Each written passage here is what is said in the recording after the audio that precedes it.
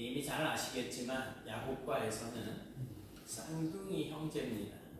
이 둘은 엄마의 뱃속에서부터 서로 먼저 나가겠다고 그렇게 다투는 모습으로 소개가 되어 있는데, 실제로 태어나는 날은 이제 에서가 원래 형이어서 먼저 나오고 야곱이 형의 발꿈치를 붙들고 나왔다라고 기록을 하고 있습니다. 그래서 발꿈치를 붙들고 나왔다 그래서 이름이 야곱이 됐어요. 하루는 에서가 이제 사냥을 마치고 돌아올 시간쯤 돼서 야곱이 죽을 쓰고 있었습니다. 아니나 다를까 사냥에서 돌아오는 형 에서가 이제 죽 냄새를 맡고 배고픔을 이기지 못해서 동생에게 야 앞에 죽 좀 줘라고 요구를 하지요. 그러자 야곱이 이제 원래 가지고 있었던 그 꾀를 가지고 이제 그러면 형의 그 장자권을 나한테 이 죽을 줄 테니까 팔아 해가지고 그 떡과 팥죽을 이제 건네주고 장자권을 얻게 됩니다. 그리고는 이 야곱은 끝내 아버지를 속이기까지 하면서 장자의 축복을 차지하고 말았습니다. 이 에서가 그저 장자의 축복을 받고 싶은 그 생각에 이제 아버지에게 요리를 맛있게 만들어가지고 갖다 바쳤지만, 야야 네 동생이 너인 척하고 너의 장자의 축복을 다 빼앗아갔구나 라고 할 때 이제 형 에서가 동생 야곱을 죽이고자 하는 그러한 분노가 차오르게 됩니다. 이 사실을 알게 된 야곱이 형을 피해서 바단 아람에 있는 외갓집으로 피난을 가서 그곳에서 이제 한 20여 년 동안을 생활을 하게 됩니다. 오늘 본문은 그런 야곱과 에서를 화해하게 하시는 하나님이 개입하시는 그 역사를 그 주제로 하고 있습니다. 교회에서 그리스도인들이, 그러니까 믿음으로 신앙생활을 잘하고 사랑으로 잘 지내던 성도들이 아주 사소한 문제로 인해서 이제 관계가 틀어지면서 이건 뭐 원수보다 못한 그러한 사이로 발전이 되는 경우들이 종종 있는 것을 볼 수가 있습니다. 그런데 하나님의 사랑을 받은 자들로서 이제 사랑으로 서로 사랑하고 용서하고 하는 이러한 말씀들을 듣고 아멘을 잘하는데, 이게 관계가 회복되어지는 일이 쉽지가 않습니다. 하지만 예수님께서는 그러한 일들이 더 커지기 전에 이제 회개하기를 힘쓰라고 하실 만큼, 화해하기를 힘쓰라고 하실 만큼 이제 이 화해를 아주 중요하게 생각을 하십니다. 오히려 또 서로 사랑하라라고 하는 이 세 계명을 주시면서 화해할 일을 만들지 말라고 말씀하시는 것 아니겠습니까? 하나님께서는 사람들의 원수가 되어서 이제 서로 미워하고 증오하는 그러한 모습들을 이제 원치 않으십니다. 그래서 야곱과 에서가 이제 원수 같은 존재, 형제, 쌍둥이 형제에서 원수가 되어서 헤어지던 그때부터 그들의 삶에 이전부터 다 개입을 해오셨지만 이들의 화해를 위해서 또 직접적으로 개입을 하시고 20년 동안이나 그 화해를 준비토록 그렇게 하시고, 그리고 결정적인 순간에 이 두 형제가 다시 만날 수 있도록 해주시는 모습을 볼 수가 있습니다. 하나님께서는 이 화해를 얼마나 중요하게 여기셨는지를 여실하게 보여주시는 그런 사건이라고 할 수 있습니다. 죄로 하나님과 원수된 우리를 위해서 아들을 이 땅에 내어주시고 화목제물로 삼으셔서 십자가에서 죽이기까지 하시면서 우리와 하나님과의 화해를 이루셨잖아요. 또한 성령님을 우리에게 보내셔서 이제는 서로 용납하고 화해하도록 그렇게 지금도 이 시간도 역사하고 계시다는 겁니다. 여러분, 오늘 우리는 이 본문의 말씀을 통해서 우리가 진정으로 화해할 수 있는 방법을 발견할 수가 있습니다. 오늘 본문을 통해서 우리가 봐야 할 것은 내가 저 사람과 화해하기 위해서 어떤 노력을 해야지 되느냐가 아니라 하나님께서 우리를 화목하게 하시기 위해서 어떤 일을 하셨는가를 볼 수 있어야지 돼요. 우리 인간 사이의 모든 담이 허물어지는 진정한 화해는 우리의 지혜나 우리의 노력으로는 이루어질 수가 없습니다. 어떤 경우에는 이런 인간적인 방법들이 오히려 문제를 더 복잡하게 만들기도 합니다. 야곱은 20년 동안의 타향살이를 마치고 이제 고향으로 돌아오고 있었습니다. 말씀드린 것처럼 야곱은 형과 아버지를 속이고 장자의 축복을 받았던 그 사건 때문에 이제 형이 자기를 죽이려고 하는 것을 알고 난 이후에 그냥 할 수 없이 형의 손에 의해서 형의 성격이나 그런 모든 됨됨이를 아니까 죽임을 당하지 않기 위해서 피난을 갔던 거예요. 그렇게 20년 타향살이 그 모진 고생 끝에 이제 재산도 제법 많이 모으고 또 결혼도 하고 자식들도 많이 낳았습니다. 자식이 처첩을 통해 가지고 얻은 자식이 지금 몇 명이에요? 야곱의 아들들이 몇 명이에요? 현재는 11명. 아직 막내가 태어나지 않았어요. 베냐민이. 그렇게 이제 아주 부자가 되고 또 처와 첩들과 자식들이 많아진 상황에서 이렇게 살다가 보니까 이제는 부모가 되어 봐서 그런가요? 고향에 계신 부모님을 생각하지 않을 수가 없잖아요. 그래서 가족들을 데리고 자기의 모든 재산을 챙겨서 외삼촌의 집에서 도망을 치듯이 나옵니다. 그렇게 고향으로 오고 있었습니다. 그런데 집으로 들어가기 전에 아직까지 해결되지 않은 문제가 있었잖아요. 뭐예요? 형 에서와의 틀어지는 관계. 자기의 욕심 때문에 차지한 장자권으로 말미암는 형과의 그 풀어지지 않는 앙금이 뭐예요? 감자가루나 고구마가루나 녹말 이래 해놓으면 쭉 가라앉은 걸 앙금이라 그러잖아요. 위에는 물이 있어요. 맑고 투명해 보여요. 그런데 휘 저으면 다시 그냥 막 진탕이 되어버리잖아요. 이런 풀어지지 않은 앙금 때문에 이제 이 문제가 풀어지지 않는 한은 고향에 가서 편안하게 살 수는 없었을 것입니다. 그래서 야곱은 형에게 먼저 종들을 보내서 자기가 고향으로 돌아간다라고 하는 사실을 알리고 그 20년 동안 모은 재산 그리고 자식들 이래서 자기가 큰 부자가 되었다라고 하는 사실을 알리게 합니다. 뭘까요? 야곱이 지금 큰 부자가 됐으니 아마 속셈으로 제가 가진 생각, 제 생각으로는 이제 그래요. 형에게 내가 장자권을 좀 뺏기는 했지만 나는 이제 집에서 떠나서 이곳에서 부자가 됐으니 이따만큼은 내가 형한테 드릴 수 있습니다. 이런 어떤 자기 얄팍한 그런 또 술수를 부리는 것 아니겠습니까?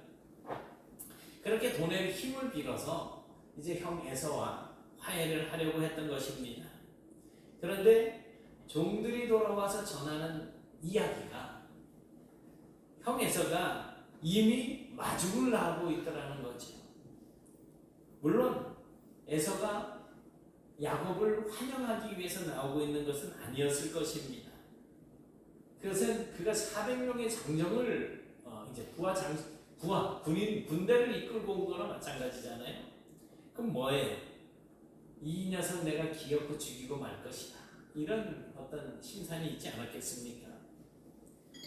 그렇게 400명의 부하들을 데리고 온다는 소식을 들은 야곱이 이제 두려워지기 시작했습니다.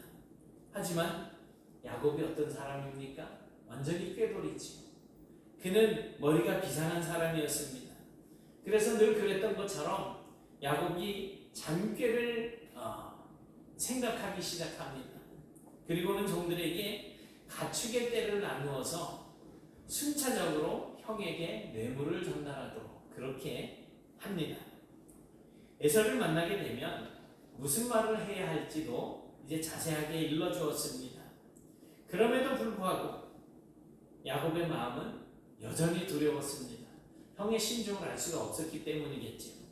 그래서 이제 처자식들을 다 앞세워 보내고 뒤에 혼자 남아있는데 어떤 사람이 와서 야곱을 붙들고 씨름을 시작하게 되었는데 밤이 새도록 동이 트기 직전까지 이 씨름을 그치지를 않습니다. 그렇게 날이 새려할 때까지 씨름이 이어졌으나 이 사람이 야곱을 이길 수 없다라고 하는 생각을 가지고 이제 야곱의 엉덩이 관절, 허벅지 관절뼈, 이 고관절을 쳐서 어긋나게 되었는데도 야곱은 끝까지 이 사람을 붙들고 놔주지를 않는 거예요. 결국 그 사람을 통해서 야곱이 축복을 받습니다. 우리는 야곱과 씨름한 그이가 이미 누군지 잘 알고 계시지요. 하나님이시잖아요. 그리고 야곱이라고 하는 이름이 그때 이스라엘로 바뀌게 됩니다. 하나님과 겨루어서 이겼다라는 뜻이잖아요. 이것이 창세기 32장까지의 내용입니다. 그러고 나서 이제 야곱이 에서와 직접 만나는 이야기가 오늘 읽은 33장에서 시작이 되어집니다. 날이 밝았어요. 결국 야곱은 에서를 만나야 될 그러할 순간이 닥쳐오게 된 겁니다.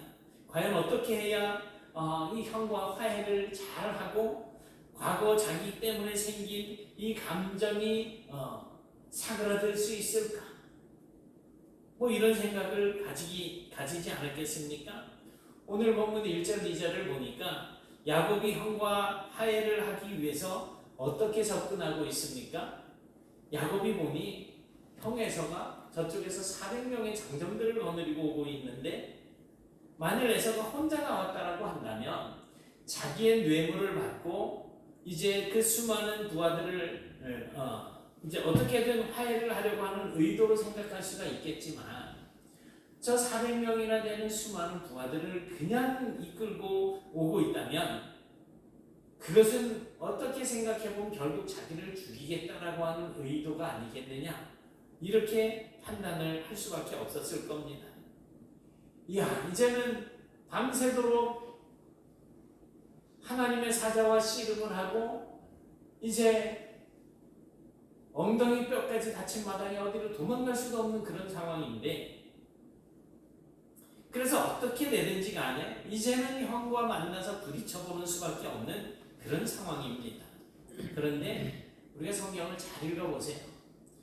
어쩌면 그 마지막이 될 수도 있는 이 순간에 야곱은 버릇처럼 인간적인 술수를 또 부리기 시작합니다.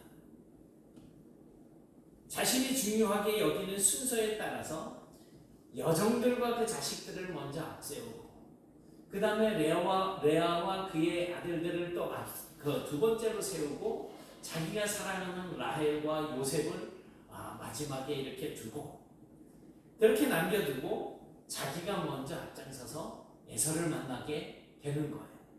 이제 거리를 두고 세워놨겠죠. 에서가 만약에 자기를 쳐 죽이는 그런 순간이라고 한다면 이제 뭐 저 멀리 있는 라헬과 요셉은 일찌감치 도망칠 수 있지 않을까 하는 그런 생각 아니겠습니까? 이 장면에서 우리가 기억해야 할 것 하나가 있습니다. 불과 이 야곱은 몇 시간 전에 하나님과 씨름을 하면서 엉덩이 뼈가 어긋날 때까지 그 사람을 붙들고 놓아주지 않아서 결국에는 이름이 이스라엘이라고 하는 이러한 고귀한 이름을 얻게 되었는데 그렇게 이름이 바뀌는 축복을 받은 이 야곱이 지금 또 인간적인 술수를 쓰고 있다는 것입니다. 만약 야곱이 하나님과 씨름을 하면서 신앙에 대한 어떤 확신을 가지게 되었다고 한다면 왜 이렇게 마지막 순간까지 여전히 불안해하면서 인간적인 방법을 쓰려고 하는 걸까요? 여기서 우리는 야곱의 신앙이 어떤 신앙인지를 알 수가 있습니다. 장자권을 탐낸 것이나 20년 동안 그 재산을 불리며 살아왔던 그 모든 순간들이 그냥 자기의 꾀를 의지하는 삶을 살았던 거예요. 하나님과 씨름하는 그 순간까지도 야곱은 하나님을 의지한 것이 아니고 어쩌면 자기를 죽이려고 하는 사람일지도 모른다라고 하는 생각에 자기의 생명을 지키기 위해서 악착같이 붙들고 늘어졌을지도 모를 일이에요. 자기의 머리와 자기의 어떤 인간적인 방법들을 더 의지하고 있었다는 것입니다.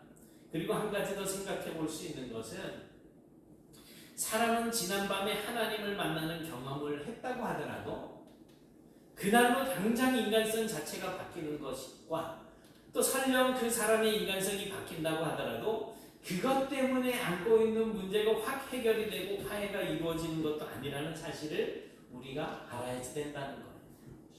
누구나 다 문제를 안고 살 수밖에 없다는 거죠. 아무튼 야곱은 식구들을 네 그룹으로 나누고 난 다음에 이제 에서 앞으로 나아갑니다. 그렇게 나아갈 때 이 엉덩이 뼈를 다친 상황이니까 뭐 씩씩하게 걸어갈 수는 없었겠지. 엉덩이 뼈가 어긋나 있는 그런 상황에서 절뚝거리면서 형 앞으로 나아가는데 그것도 7번씩이나 절을 하면서 앞으로 나가는 모습을 한번 생각해 보세요. 제가 여기 처음 왔을 때 2013년도에 이제 뭐 고인 대신 강신규 집사님과 또 학생들 뭐 이렇게 데리고서 저 피제골 가가지고 공도 차고 족구도 하다가 여기 허벅지가 고장이 났어요. 이 막 뒤로 멍이 저 무릎 뒤쪽 오금까지 그냥 시퍼렇게 막 멍이 내려오고 아마 뭐가 문제였는지는 모르겠는데 책상 다리가 안 되는 거예요. 이게 다리가 이렇게 그래서 이거를 보통 책상 다리에 가지고 앉으면 이렇게 척 앉아야 되는데 이걸 내리질 못해가지고 다리를 이렇게 무릎을 세우고 앉아 있었어야지 될 정도로 그랬어요. 근데 이거는 뭐 뼈가 어긋났는데 얼마나 힘들겠어요.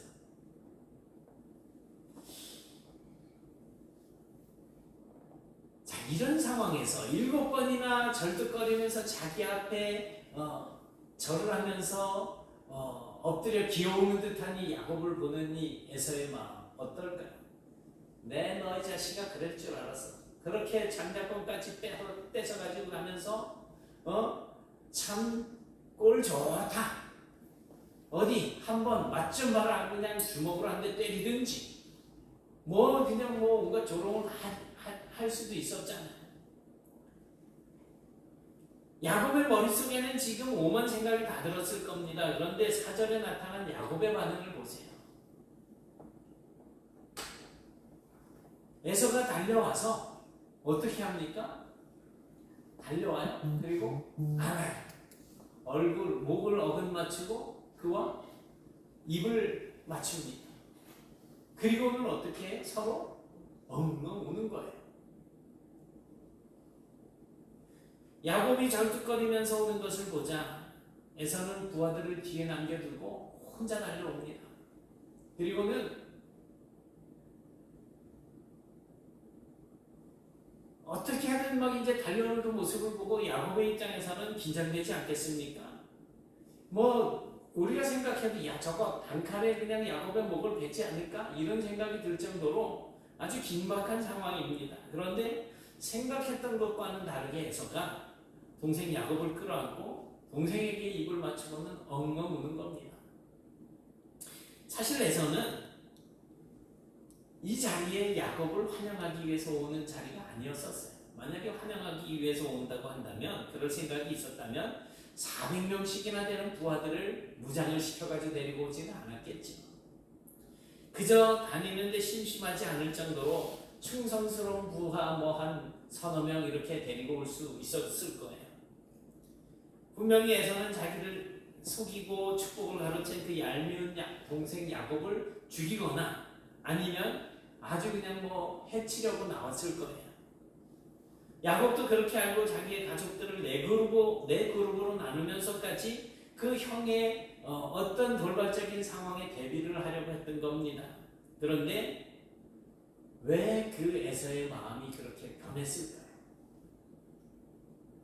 무엇이 그를 달려나가게 했고 야곱을 끌어안게 했고 입을 맞추면서 끌어안고 엉엉 울게 만들었을까요? 어떻게 20년 동안이나 묵혀왔던 그 감정이 순식간에 사라지고 동생을 안고 그렇게 울게 했을까요? 여기에는 이제 보통 야복강가에서 이제 하나님과 씨름하던 그 장면들을 이야기합니다. 하나님의 개입이 있었다는 거죠. 원래 이 두 쌍둥이 형제는 그 어머니의 뱃속에서부터 두 민족이라고 그렇게 불리고 있습니다. 두 국민이 내 태중에 있고 두 민족이 내 복중에서부터 나누이리라 라고 하나님께서 말씀을 하셨어요. 그러니 둘 중 하나가 잘못되는 것은 하나님의 뜻과 계획에 어긋나는 거죠. 야곱과 에서는 큰 민족을 이루어야 될 사람들인 거예요. 그래서 하나님께서 선택하신 방법은 이 둘이 싸워서 하나가 죽어 없어지는 것이 아니고 직접 개입하셔서 둘을 화해시키는 것입니다. 왜? 하나님의 뜻을 이루시기 위해서. 하나님께서는 이 두 형제가 원수로 남아있기를 원치 않으셨습니다. 그래서 하나님은 이미 야곱과 에서가 만나기 전에 그들의 화해를 위해서 계속해서 일하고 계셨다라고 하는 사실을 우리가 알아야 합니다. 그런데 더 재미있는 것은 이 두 사람이 함께 울었다는 거예요. 에서는 남자 중에서도 아주 상남자입니다. 그러니 에서는 절대로 이런 상황에서 울 사람이 아닌 거예요. 더군다나 부하들이 보고 있는 자리잖아요.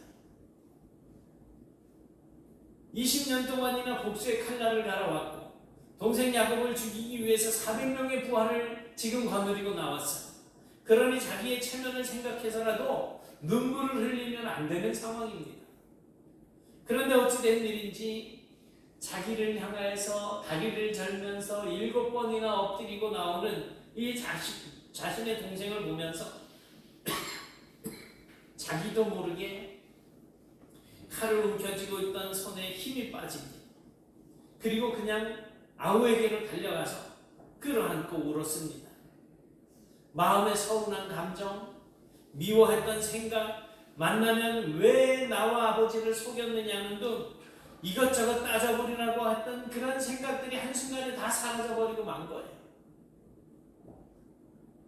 그냥 오직 이 세상에 단 하나밖에 없는 동생에 대한 사랑, 그리고 연민의 정, 그리고 그동안 볼 수 없었던 동생에 대한 그리움만 이제 작용이 되게 되었던 거죠. 여러분, 이것이 하나님께서 일하시는 방법입니다. 흔히 하는 말이 야곱이 야복강에서 하나님과 죽기 살기로 씨름하면서 간절히 구했기 때문에 그런 복을 받았다라고 이야기들을 합니다. 그러니까 야곱처럼 죽기 살기로 기도하고 수단과 방법을 가리지 않고 어떻게 해서든지 하나님과 겨루어서 이기고 하나님의 마음을 바꾸면 어떤 문제도 해결할 수 있다라고 그렇게 가르치지 않습니까? 하지만 생각을 해보세요. 이 세상을 말씀으로 지으신 전능하신 하나님과 싸워서 이길 수 있는 존재가 누가 있겠습니까? 정말 하나님께서 야곱의 손에서 빠져나가지 못해서 야곱의 엉덩이 뼈를 다치게 하고서 그래도 야곱을 이기지 못해서 어쩔 수 없어서 축복을 해주셨겠습니까? 아닙니다. 하나님께서 야곱과 씨름을 하신 것은 야곱이 그 다리를 절게 하셔서 에서의 마음을 감동시키시고자 하는 하나님의 또 한 가지 다른 방법이었습니다. 그렇게 절뚝거리며 다가오는 동생을 보는 순간 에서는 야곱의 그 험악한 세월을, 그렇게 험악한 인생을 보낸 그 야곱의 모습을 보게 되었고 그 동생의 저 초라한 모습을 보면서 불쌍하고 가엾게 여기는 마음에 그만 눈물이 쏟아지게 하시고 이제는 달려나가서 피차 부둥켜 안고 용서하며 회개하게 하시려고 준비하셨던 하나님의 방법이었다는 것입니다. 여러분, 진정한 화해는 인간적인 노력이 아니라 하나님의 은혜로 가능합니다.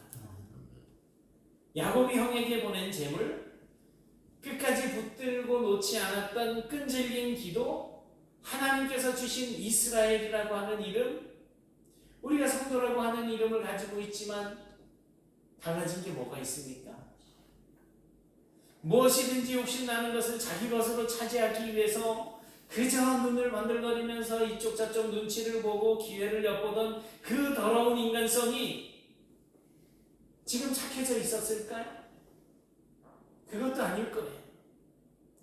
야곱과 에서가 극적으로 화해하게 된 것은 그래서 전적으로 하나님께서 하신 일이라는 것입니다.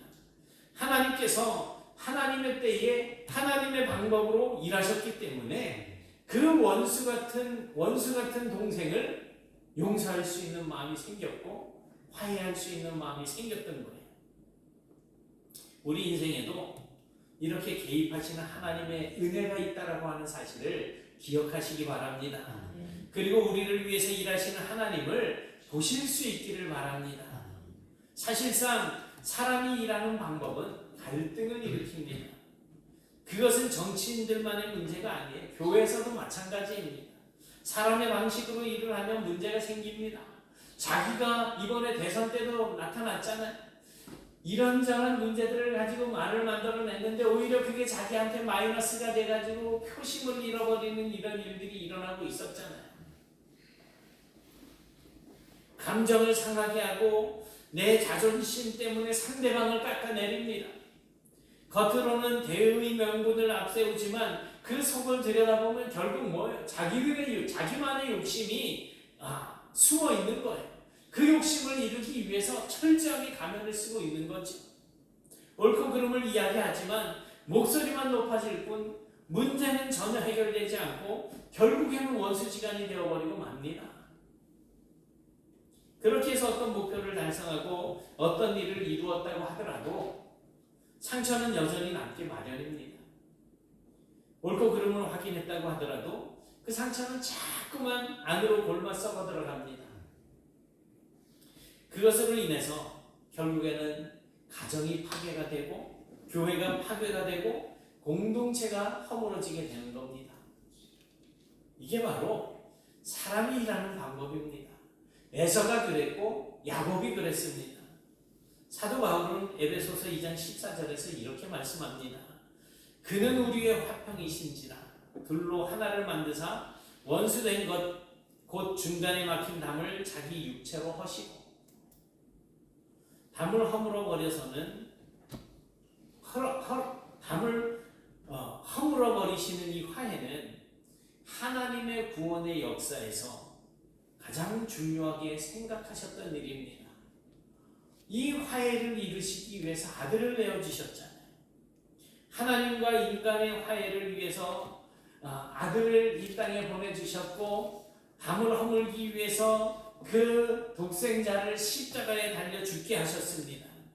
이처럼 하나님께서는 우리들을 통해서 중간에 막힌 담이 무너지기를 원하고 계십니다. 그런데도 예수 그리스도를 믿는다고 하는 우리들이 여전히 서로에 대해서 담을 쌓고 있다고 한다면 어떻게 되겠습니까? 하나님의 뜻을 거스르는 삶을 살 수밖에 없는 거예요. 내 욕심, 내 어떤 인간적인 감정들이 앞서서 그저 불화를 일으키며 살아갈 수밖에 없는 거죠. 어쩌면 예수 그리스도를 믿는다고 하는 우리들이 내가 정말 야곱처럼 문제를 일으키는 장본인 아닙니까? 아니면 내가 바로 에서처럼 긴 세월이 지났어도 도무지 용서하지 못하고 복수의 칼을 갈고 있는 그런 사람 아닙니까? 누가 가해자고 누가 피해자이든지 간에 서로 원수가 되어서 적대시하는 것은 하나님의 뜻이 아닙니다. 하나님의 뜻은 분명합니다. 모든 막혔던 담이 허물어지는 것입니다. 아멘. 그리고 주님 안에서 사랑으로 하나가 되는 것입니다. 여러분, 야곱과 에서가 화해할 수 있었던 것은 어떤 인간적인 지혜나 노력 때문이 아니라 하나님의 은혜로 말미암았다라고 하는 사실을 기억하시기 바랍니다. 이제 우리는 우리를 위해서 일하시는 하나님, 우리의 삶의 모든 관계 속에 개입하시는 하나님, 그 하나님의 뜻을 마음에 담고 그 하나님의 뜻을 붙들고 기도하셔서 누구와도 화해를 이룰 수 있는 삶을 사는 성도가 되시길 바랍니다. 아멘. 더 이상 잘잘못 따지지 마시고 오히려 사랑의 마음, 불쌍히 여기는 마음으로 서로를 바라보시면서 주님께서 이루신 이 화평을 우리의 삶 가운데서도 누리며 살아가시는 그런 복된 성도들이 되실 수 있기를 주님의 이름으로 축원합니다. 아멘. 하나님은 우리를 서로 사랑하며 살라고 그렇게 창조를 해주셨는데 내 아내와 남편과 가장 가까운 사람조차 진심으로 사랑하지 못하고 있는 저희들의 연약함을 불쌍히 여겨 주옵소서. 서로에게 걸림돌이 되고 원수가 되고 있는 저희들의 죄악을 용서하여 주시옵소서. 다른 사람을 탓하며 책임을 돌리며 비난하며 손가락질하고 있는 우리의 어리석음을 용서하여 주옵소서.